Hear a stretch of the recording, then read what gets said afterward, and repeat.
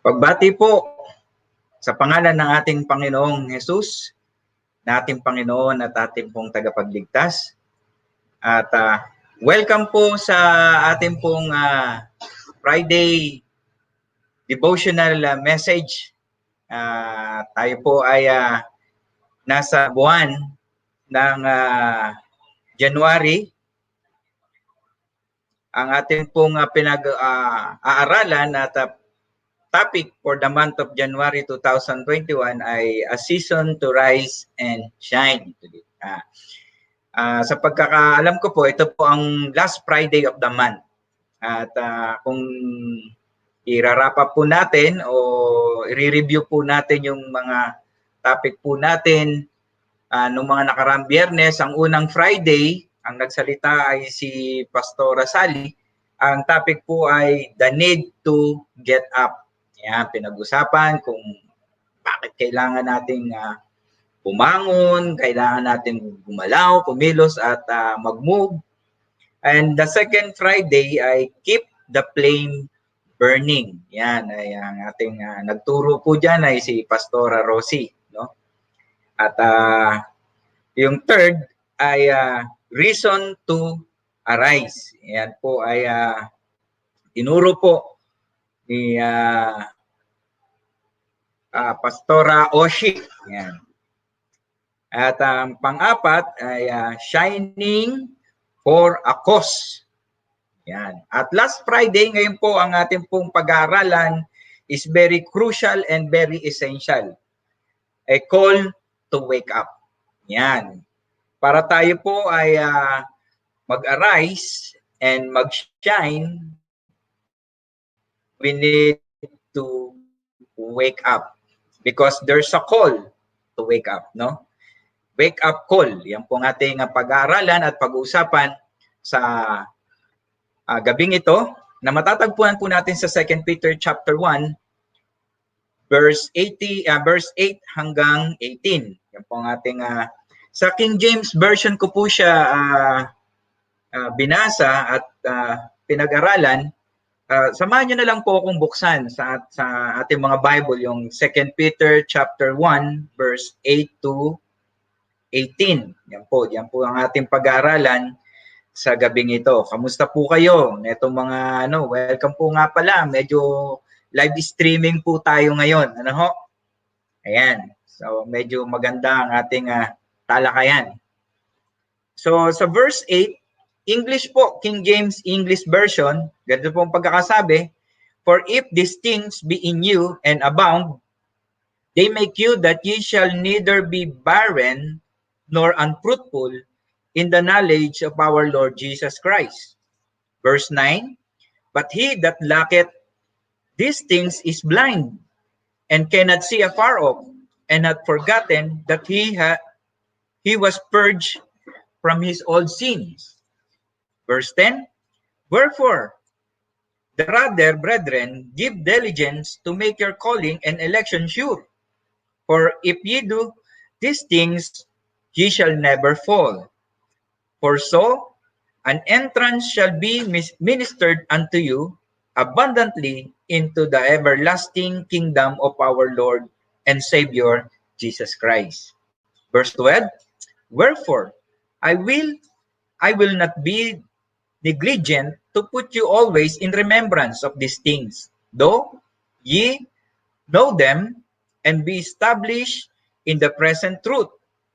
Yea, I think it meet as long as I am in this tabernacle to stir you up by putting you in remembrance, knowing that shortly I must put off this my tabernacle, even as our Lord Jesus Christ hath showed me.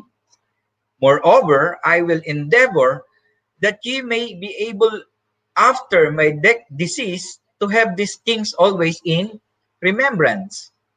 Verse 16, for we have not followed cunningly devised fables, when we made known unto you the power and coming of our Lord Jesus Christ, but were eyewitnesses of his majesty.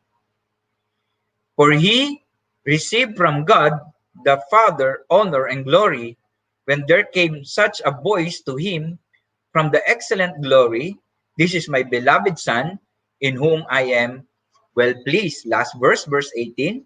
And this voice which came from heaven we heard when we're with him in the holy mount. Okay po, yan po yung ating pong pag-aaralan sa gabing ito. Wake up call. Yan, very crucial and very essential. Kailangan po natin ito. Sa panahon natin ngayon, mga kapatid, na samot-sari ang mga nararamdaman ng tao emotionally, and dahil nakakaramdam ang mga tao emotionally ng mga naririnig nila sa paligid, and they are affected mentally, at dahil apektado sila mentally, naapektuhan din sila psychologically, at maging yung kanilang physical, no, affected din. So, kailangan natin tong salita ng Diyos sa buhay natin. No? Tayo po muna ay manalangin, at bago po tayo magtuloy-tuloy sa pag-aaral ng salita ng Diyos, let's all pray. Close our eyes and bow our heads. Dakilang Diyos, mapagpala naming Ama, pinupuri namin kayo, sinasamba at pinasasalamatan sa gabing ito sa pag-aaral na yung mga salita na nakatunghay, nanonood, nakikinig ang yung mga lingkod, ang yung mga anak sa live streaming na ito ng aming pong Friday weekly devotion sa aming pong church. Maraming salamat po that you always guiding us, Lord, and lagi nyo po kaming ginagabayan, lagi nyo po kaming inaalala, lagi nyo kaming tinutulungan, pinalalakas. At sa pamamagitan ng mga salita, pinapaalala nyo po sa amin na kayo ang Diyos na mabuti palagi sa inyong mga anak. Naririyan palagi ang inyong biyaya. At sa gabing ito, dalangin po namin, Ama, na kami po yung muling samahan po ninyo. Bigyan nyo po ng mas malawak na pangunawa at kaalaman sa pakikinig ng mga salita. Kayo po ang aming pinupuri, kayo po ang aming sinasamba. At tulungan niyo po ang bawat isa sa amin. Salamat po, gabayin ninyo at patnubay ang aming dalangin sa gabing ito sa pag-aaral sa inyong mga salita. Mapagpala po kami. Sa pangalan ng aming Panginoong Yesus, Amen. Yan, no? May dalawang bagay na gusto ko pong i-share sa inyo sa gabing ito dito sa mga verses na binasa po natin, no? Gusto ko lang pong basahin siya, mabilisan lang po, no?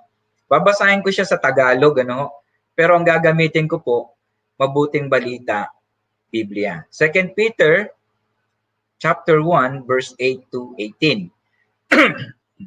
Ganito po ang pagkakasabi, ang mga katangiang iyan ang kailangan ninyong taglayin at pagyamanin upang ang inyong pagkakilala sa Panginoon Kristo ay huwag mawala ng kabulungan at kapakinabangan. Ang taong wala ng mga katangiang yan ay mistulang bulag at nakalimot na, pinatawad na siya sa kanyang mga kasalanan. Kaya nga mga kapatid, lalo kayong maging masigasig upang mapatunayan ninyong kayo ay tinawag at pinili ng Diyos. Kung ganito ang gagawin ninyo, hindi kayo matitisod. Sa ganitong paraan, kayo'y maluwag na papapasukin sa walang hanggang kaharian ng ating Panginoong Hesus at tagapagligtas na si Jesucristo.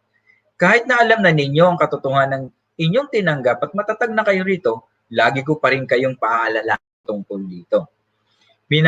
Minabuti kong sariwain ito sa inyong isipan habang ako'y nabubuhay pa. Alam kong hindi na ako magtatagal sa buhay na ito ayon sa ipinahayag sa akin ng ating Panginoong Jesucristo. Kaya't gagawin ko ang lahat upang maalala pa rin na ito kahit ako'y nasa kabilang buhay na. Ang ipinahayag na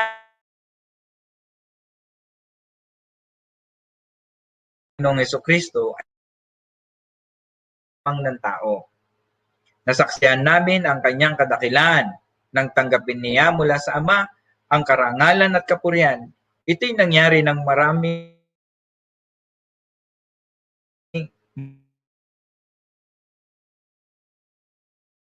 marinig namin ang tinig mula sa dakilang kaluwalhatian ng langit na nagsabing, ito na lubos kong kinalulugdan. Me, kasama niya, Tagalog, ng Mabuting Balita Biblia po.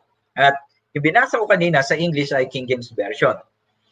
Two things, dalawang bagay doon sa a call to wake up o wake up call. Merong isang panawagan para tayo po ay gumising. May panawagan sa mga Kristiyano kasi nung isinulat po ni Apostol Pedro ang mga bagay na ito, isinulat niya po ito sa mga mananampalataya. Una po ang gusto kong i-share sa inyo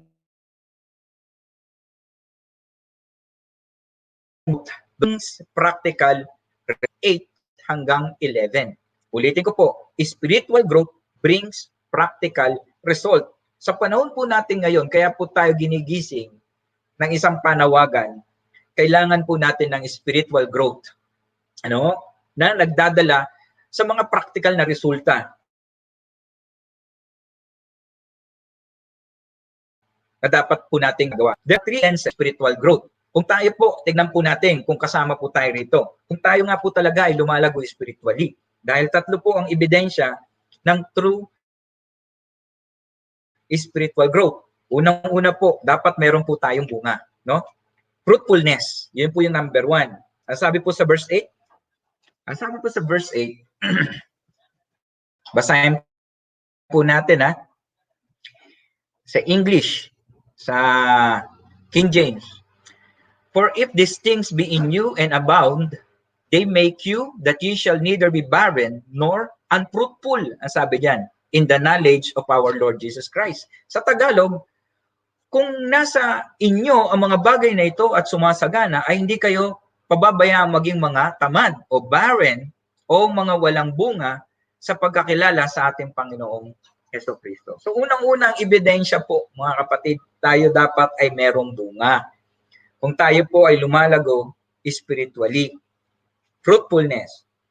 Ang sabi po rito, the more we know Jesus, the more we become like Him. Ano ang ginagawa po nating paraan, mga kapatid, para makilala po natin ng lubusan ang ating Panginoong Hesus? Kasi the more we know Jesus is the more, ang sabi rito, we become like Him. At kapag, ang sabi rito, the more we become like Him, the more the Spirit can use us in witness and in service. That is the fruit. Habang nagiging katulad daw po tayo ng ating Panginoong Hesus, nakikilala talaga natin ang Panginoon, nagiging katulad tayo ng Panginoong Hesus, at habang tayo nagiging katulad ng ating Panginoong Hesus, the more daw tayong nagagamit ng banal na Espiritu sa pag-witness at sa mga services. Fruitfulness. Ang pagkakabanggit po dyan ay barren at unfruitful. Ang barren and unfruitful ay, ang sabi rito, ungrowing Christians. No? Sila yung mga Kristiyanong hindi lumalago. Sila yung barren, na ang ibig sabihin po ng barren ay idle. No? Idle. Sabi nga dito sa Tagalog na ang Biblia, tamad. Idle, walang ginagawa. So kapag ang isang mananampalataya ay walang ginagawa sa serbisyo sa Panginoon, ang tawag po doon ay idle o barren o unfruitful. So, sa panahon natin ngayon, ano yung ginagawa natin? Kaya nga wake up call po siya. No? Ano yung ginagawa natin? Gumising na tayo, bumangon na tayo, pero anong ginagawa natin? Ginising na tayo, na born again po tayo, nakakilala tayo sa Panginoong Yesus. Ano po ngayon ang ginagawa natin in service and to witness, in witnessing? Ano po? No? Sabi rito, his knowledge about Jesus Christ is not producing fruits. No? Kilala lang natin ang ating Panginoong Yesus. Marami pong Kristiyano sa panahon ngayon, kilalang kilala ang Panginoong Yesus. Ang dami niya nang alam about the Lord Jesus Christ. Ang dami niya nang alam about the Bible, about the Word of God. Ang lalalim na ng kanyang mga kaalaman. Pero ang sabi rito, hindi naman siya nagpo-produce ng bunga. No? Hindi siya nagbubunga. Ang tawag po doon ay idle. Kapag sinabing idle, barren, unfruitful, ang ibig sabihin lang po nun ay ineffective. Siya yung Kristiyanong ineffective. No, hindi siya epektibo. The people, babasahin ko po pakinggan po natin ito. Listen to this, mga mananampalataya. Take note of this. The people who fail to grow is usually fail in everything else. Ulitin ko po, the people who fail to grow, wala kang ginagawa, hindi ka lumalago. Oo, nakikinig ka, ang dami mong alam sa Panginoon, sa Bible, pero walang paglago, walang bunga, idle, no? The people who fail to grow is usually fail in everything else. Wala, hindi tayo nalago, no? Bibigyan ko po kayo ng halimbawa, ng sample. Some of the most effective Christian, ito po some of the most effective Christians has no dramatic talents. Ibig sabihin, yung mga epektibong mga Kristiyano, kadalasan minsan pala, no, minsan. Ang mga Kristiyanong epektibo, minsan sila pa yung walang mga talagang magagaling na talento. Look at the Bible. Wala silang mga special skills, special abilities. No? Wala silang exciting personalities, mga hindi pogi, mga gwapo, hindi magaganda. No? Sila pa yung, and yet, sabi rito, God used them in a tremendous way, in a marvelous way. Sila yung hindi naman talaga kagandahan. Sila yung mga hindi naman talaga kapugian, no? Sabi nga, walang dramatic talents, no? Hindi magagaling. Pero sila yung mga epektibong Kristiyano. Why? Why they are effective Christians? Bakit po? They becoming more and more like Jesus. They effective because they are growing. Lumalago po sila. Kaya po sila nagiging effective. Nagiging epektibo. No? Alam niyo, sa kaharian ng langit, hindi naman kailangan pogi ka. No? Sa kaharian ng langit, hindi naman kailangan ang galing mong, dami mong skills, ang dami mong talents. Hindi po. Sa kaharian ng langit, ang kailangan po ay yung maging katulad ka ng ating Panginoong Yesus. Yun, kailangan yun sa langit. At habang nagiging katulad ka ng Panginoong Yesus, nagiging effective kang manggagawa ng Panginoon. Nagiging effective kang Kristiyano. Dahil meron kang ginagawa, nakikita sa iyo yung bunga. Yun po yung una. No? Wake up mga kapatid. No? Kumilos tayo, gumalaw po tayo, gumawa po tayo. Fruitfulness. No? Then number 2, sabi po diyan sa verse 9, sa binasa po natin, kasi sabi nga doon sa verse 8, 'di ba? Barren and unfruitful. So kailangan natin maging fruitful, no? Fruitfulness. That is one of the evidence that we are spiritually growing. The number 2, vision, verse 9.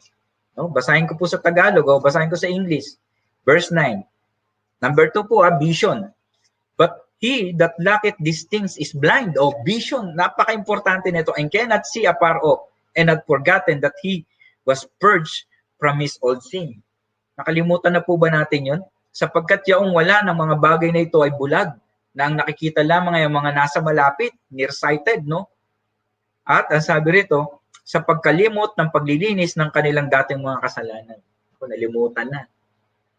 Alam nyo, ang sabi po rito, nutritionist tells us that diet can certainly affect vision. Totoo po yun. Kapag gutom ka, sino po naka-experience sa atin mga kapatid? Na-experience yun na po ba yun na pag gutom na gutom tayo, parang nanlalabo na yung ating mga paningin? Ano? Parang di na tayo makapag-isip ng maayos, no? Kasi gutom. Kaya tama po yung nutritionist, no? Nutritionist tells us that diet can certainly affect vision. Unbeliever, yun po yung blinded their mind, no? Sa 2 Corinthians chapter 4, verse 3 to 4, mababasa po natin doon na ang mga hindi mananampalataya ay binulag ng Diyos ng sanlibutan ito. They are spiritually blinded. Tama po? Amen. So, ibig sabihin, ang mga hindi mananampalataya, mga kapatid, mga minamahal, sad to say, they are spiritually blinded. No?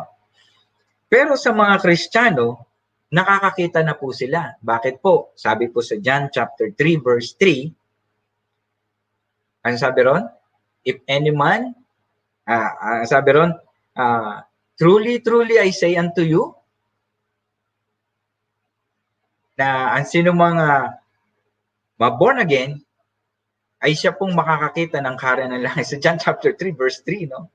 Except a man be born again, he cannot see the kingdom of God. Kapag na-born again ka, you can see now the kingdom of God.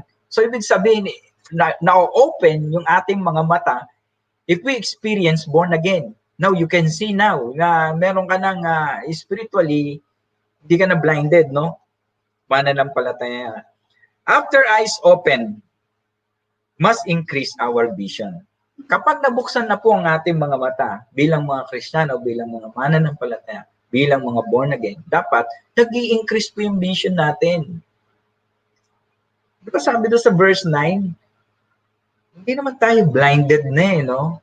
Pero dahil hindi tayo lumalago, hindi tayo spiritually, walang growing na nangyayari po sa atin, ano nangyayari po? Yung vision po natin ay, sabi rito, afar off. Nearsighted po tayo. Unable to see at a distance. Cannot see afar off. Na ang ibig sabihin po nito, short-sighted. Unable to see at a distance. Mga Kristiyano to na, ito po, halimbawa lang po ito at bigyan ko po kayo ng halimbawa. Some Christians who only see their own church. Ang nakikita lang ng mga Kristiyano, yung pangangailangan ng church nila. Hindi nila alam na meron pong ibang church pa. Meron pang tayong dapat tulungan, puntahang church. Anong ginagawa po natin? We are using only our skills, our talents. Hindi po. Kaya nga, ginigising po tayo sa gabing ito. Bago matapos tong month of January, magising na po tayo. No? Naalala ko po yung isang verse sa Bible na dapat daw tayong mga Kristiyano sa ating pong katawan, dahil tinubos tayo ng ating Panginoong Yesus, na hindi lang po ang ating pong spiritual, even our physical body, ni-redeem tayo ng Panginoon, dapat daw gamitin natin itong katawan nito to glorify God. Ito po ang tanong, mga kapatid. Sa katawan po ba natin, naglo-glorify natin si Lord? No? Sa ginagawa po natin, sa pananamit po natin, sa pagkilos po natin, sa pagsasalita? Do we glorify God in our physical body? Yun po yung sabi ng Bible.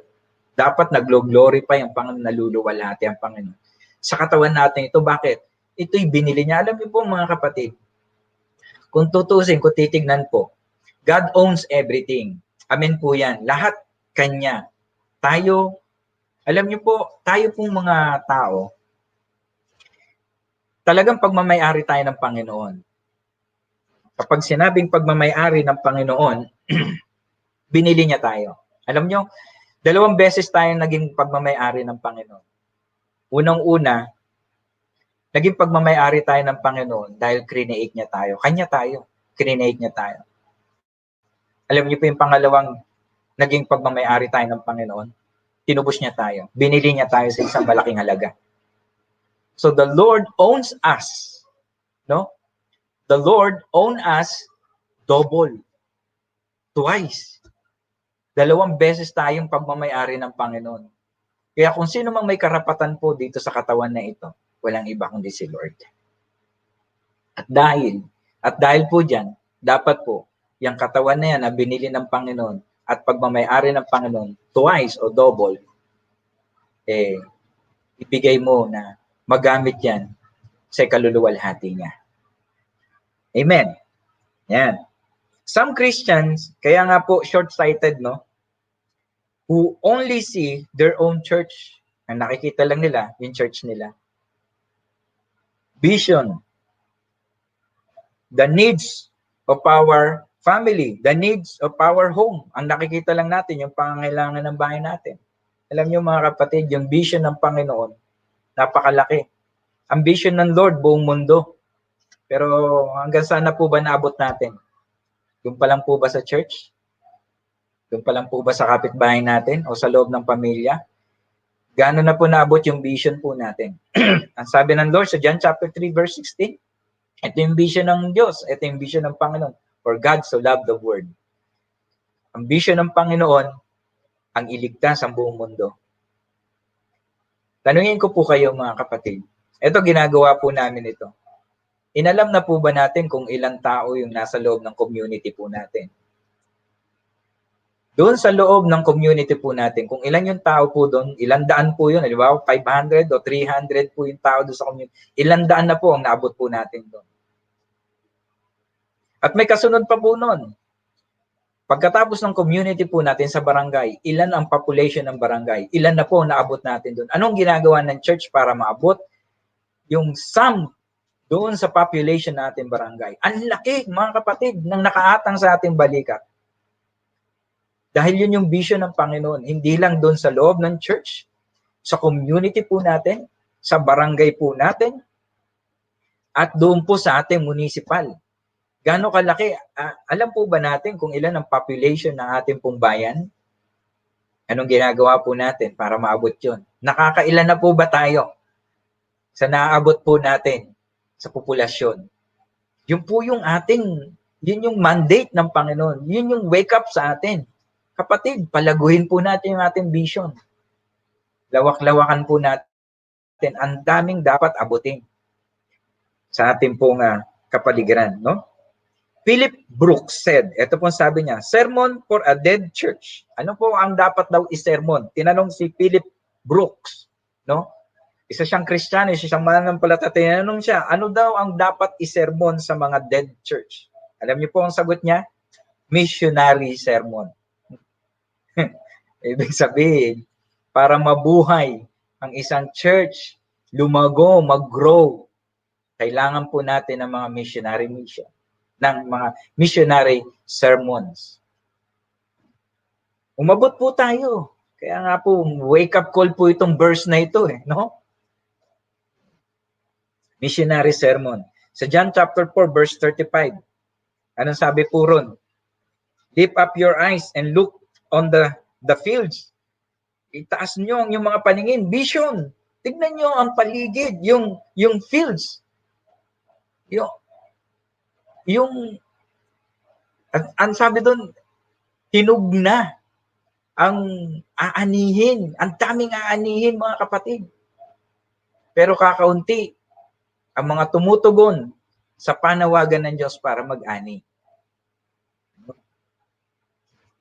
Para pong ang mga Kristiyanong nearsighted, sa verse 9, ang mga Kristiyanong barren, yung mga Kristiyanong malapit lang ang tingin, and ang sabi rito, parang daw church sa Laodicea, sabi sa Revelation chapter 3 verse 17. Parang church in Laodicea. Sabi po ron sa verse na yon, you are rich and increased with goods. Wow, no? And need nothing. Yet wretched, miserable, poor, blind, and naked. Alam niyo po, it is a tragedy to be spiritually nearsighted. Mga kapatid, isang trahedya sa isang Kristiyano na tayo po ay spiritually blinded. Spiritually nearsighted, but more tragedy to be blinded. Tayo po yung mga Kristiyano na lumalakad, walking around. Lumalakad po tayo sa labas ng mga Kristiyano na ang mga paningin po natin, na ang ating mga mata ay nakapikit.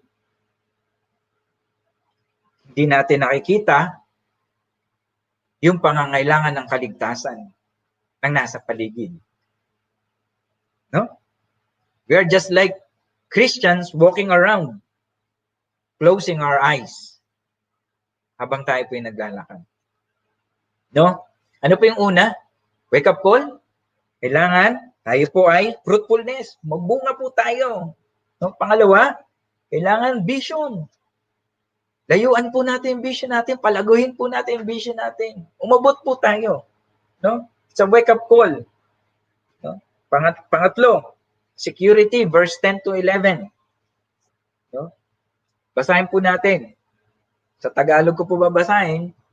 Kaya nga mga kapatid, lalong pagsikapan ninyo na mangagpanatag kayo sa pagkatawag at pagkahirang sa inyo, sapagkat kung gawin ninyo mga bagay na ito ay hindi kayong mga titisod. Security. No? Saan po natin inilalagay ang ating confidence, ang ating security, ang ating assurance? No? Sa verse 11, sapagkat sa gayon ay pinamamahaging sagana sa inyo ang pagpasok sa kahariang walang hanggan ng Panginoon natin at tagapagligtas na si Jesucristo. Where did you place your security, your assurance? Yung po yung tinutukoy po rito. No? Confidence and assurance. It is not by profession of faith, profession of faith. No? Ang kaligtasan po, hindi lamang po yung sinasabi natin na nananampalataya po tayo, but by progression in faith. Ibig sabihin, yung pananampalataya po natin, lumalago, sabi doon, at nagpo-progress po. Umuunlad yung ating faith. Many Christian claims to be child of God, but no spiritual growth. We are deceiving ourselves. Ulitin ko po, yung Christian daw po na nag-claim na sila yung mga anak ng Diyos, pero hindi naman lumalago, dinadaya lang po natin yung ating mga sarili. So we need is spiritual growth na dapat nakikita sa mga practical na gawa at resulta. Alam niyo po, yung faith, ang sabi rito, yung faith and grace, Christian starts in faith and in grace. No? Nagsisimula po ang kaligtasan sa panampalataya at sa biyaya. But not stop there. Hindi po humihinto ang kaligtasan kung tayo po'y mananampalataya. Faith, not alone. Ano? Kasi kapag nanampalataya lang po tayo at walang gawa, yung pananampalataya po natin yun ay hindi makakapagligtas. Ano? Patay ang pananampalatayang yun, sabi ni James. So, yung pananampalataya, dapat po talaga lumalago po yun. Nakikita po yung pananampalataya natin sa pamamagitan ng ating pong mga gawa. At sabi nila, grace, it is by the grace of God. No? Biyaya ng Panginoon. Pero mga kapatid, ulitin ko po, hindi humihinto sa biyaya. May kasunod po. Ang pananampalataya ay merong kasunod. Ang biyaya dapat meron pong kasunod. Ano po yung kasunod ng pananampalataya? At ano po dapat ang kasunod ng biyaya? Para magkaroon po tayo ng kasiguruhan ng ating pong kaligtasan. Ng verse 10 and verse 11, dun sa binasa po natin. What's next? What next? Dun sa faith and grace. What's next?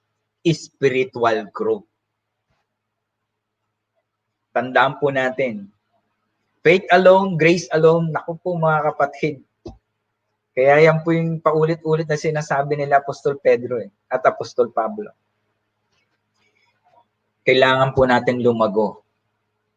So we need to go. We need spiritual growth.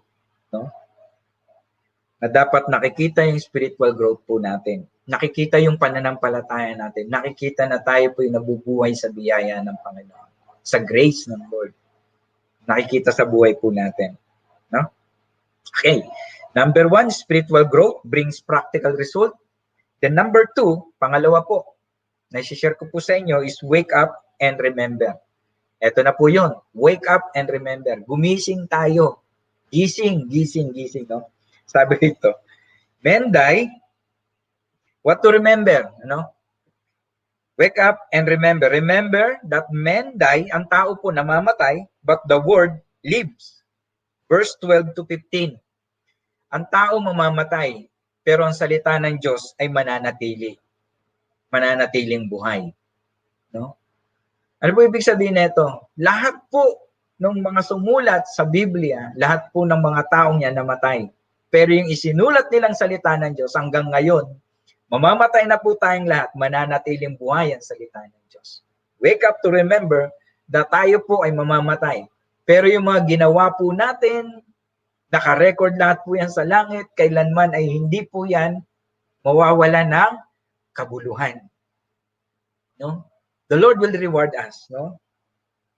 Kaya nga, it's a wake up. Ano na yung naka-record?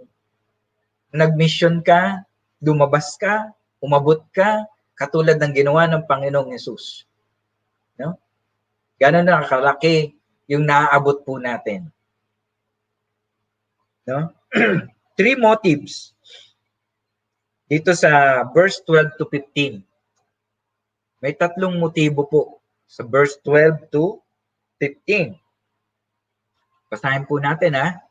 Verse 12, wherefore I will not be negligent to put you always in remembrance. No? 3 beses tong 12, 13, 14, and 15. 3 times na binanggit ni Apostol Pedro yung salitang remembrance. Bakit 3 beses niya binanggit to? Ibig sabihin, napakahalaga, no? Napaka-importante ng mga pinapaalala niya sa atin ng mga Kristiyano.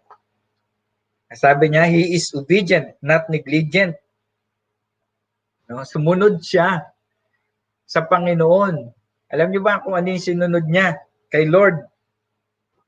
Nung sinabi ng Panginoon, nung ikaw ay babagsak, sabi sa Luke chapter 22, pero pagbalik mo, babalik mo loob ka kasi mahuhulog si Pedro, magkakasala siya ng pagdidinay sa pero pagkatapos nung pagbabalik mo, palakasin mo, paalalahanin mo ang iyong mga kapatid. At wala siyang ibang ginawa, kundi yun ang sinunod niya, Panginoong Yesus. No?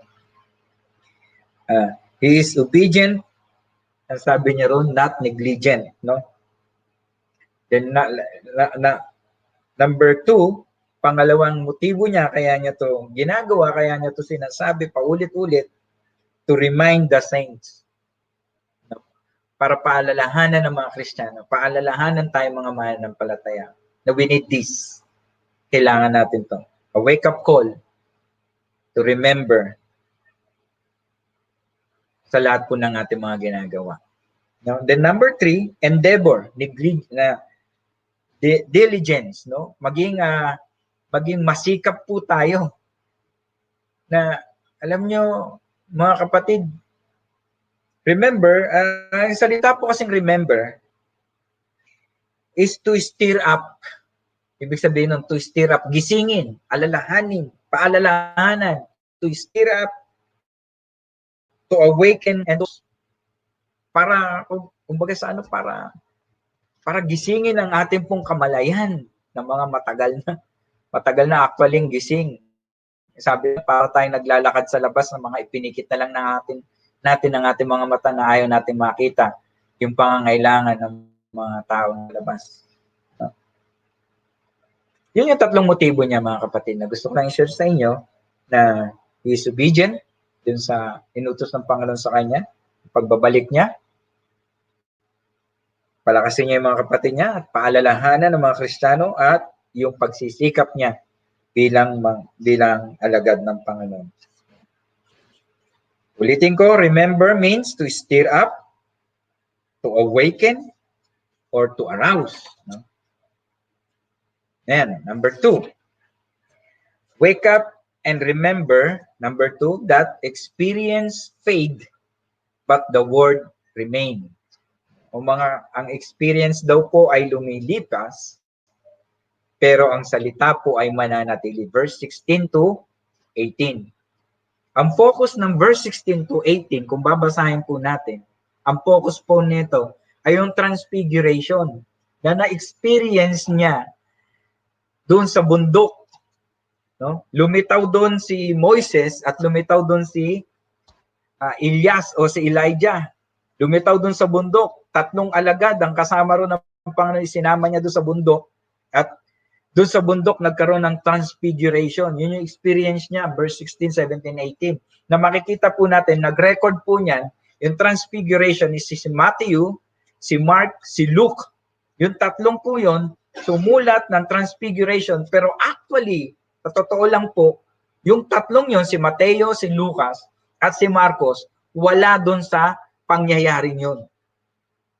Ang nandoon lang po sa bundok na yun, yung pangyayaring yun, ay si Peter, si James, at si John.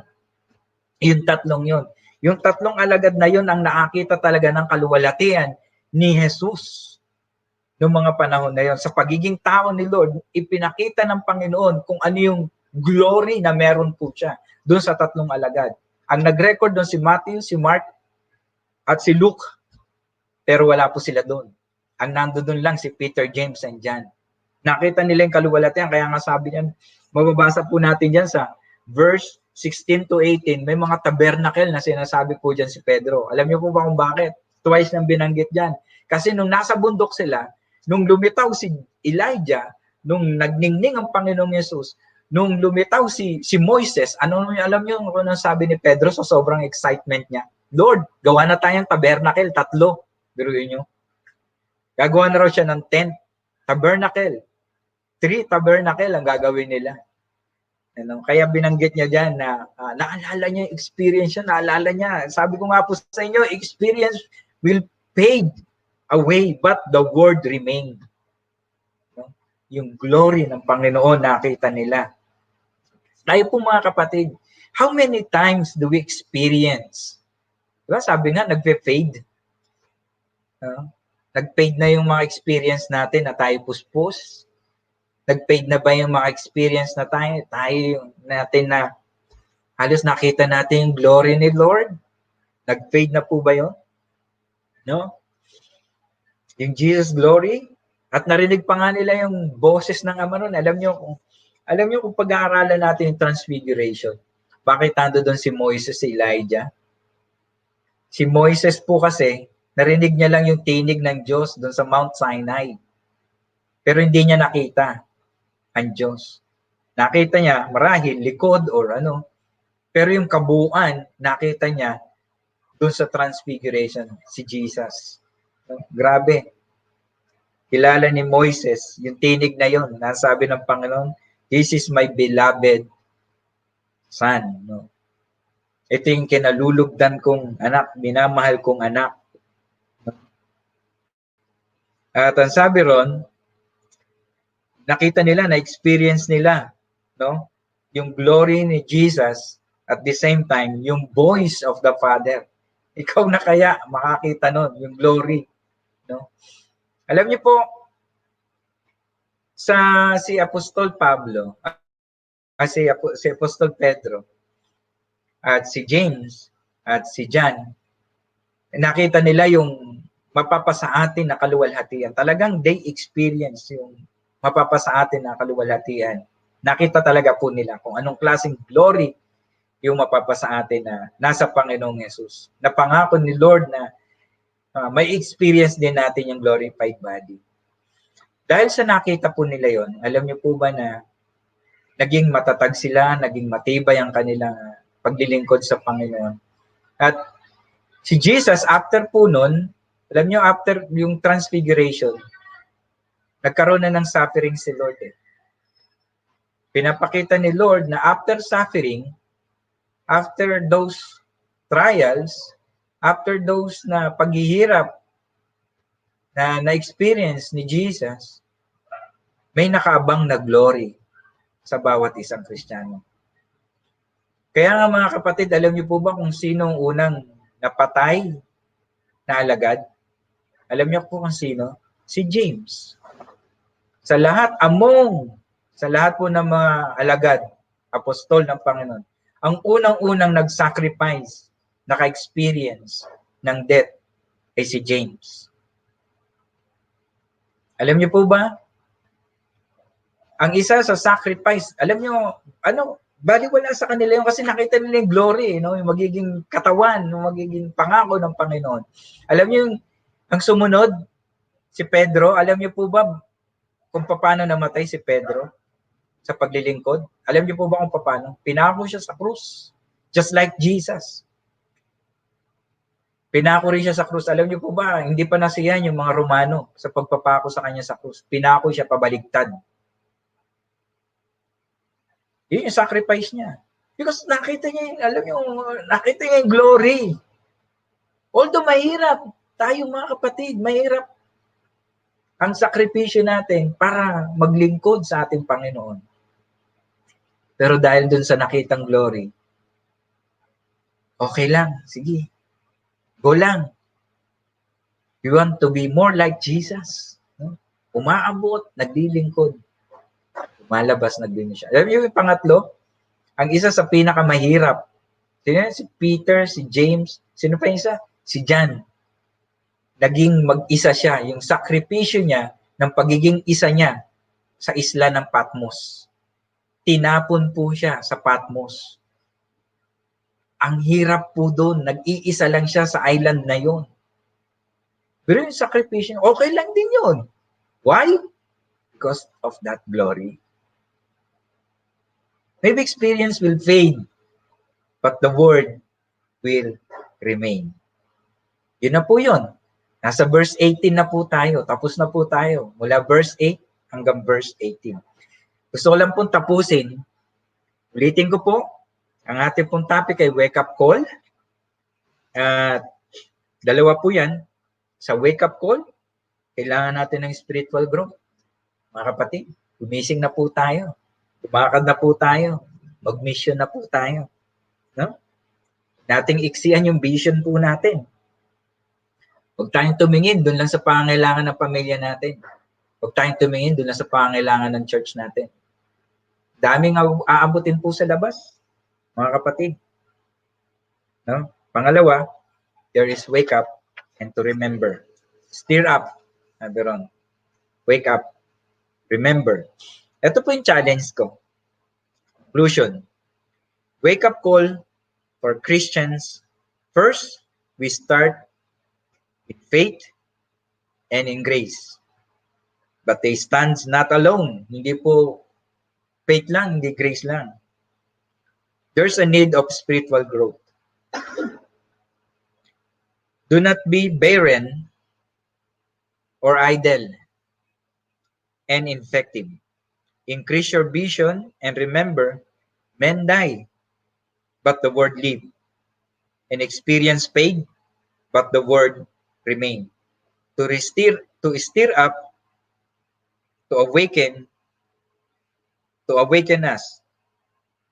Lift up your eyes, sabi ng Panginoon, look around. The harvest is plenty. Ibig sabihin, palawakin po natin yung vision po natin. No? Look around. The harvest is plenty. But the workers are few. Don't walk like a blind. Wake up, wake up. The world darkens and darkens and darkens. We need to arise, bring the light, and shine. Amen. Tayo pong lahat ay manalangin sa gabing ito. Lumapit po tayo sa ating Panginoon. Ipagpasalamat po natin sa Diyos ang ating pong napakinggan at pag-aaral ng kanyang mga salita. Tayo pong lahat ay pumikit at tayo po ay manalangin. Muli kaming lumalapit sa inyo, Panginoon, sa gabing ito. At bayran po ba kami, Lord? Nagtatanong kami, Panginoon, na nabuksan na ang aming mga mata. Pero hanggang saan lang po ba naaabot ang aming mga paningin? Nearsighted po ba kami, Panginoon? Kami po ba yung mga Kristiyano, Lord, na nakatingin lang sa mga talento? Ineffective po ba kami, Lord? Hayaan niyo, Panginoon, na sa gabing ito, ma-awaken kami. Magising kami sa katotohanan. May stir up, Lord, yung puso namin, yung mind namin. Na ang daming tao na dapat abutin. Na ang totoong kaligtasan, Lord, ay hindi lang yung nakakilala kami, naunawaan namin, kundi ang totoong kaligtasan, Lord, ay yung maging katulad mo, Panginoon.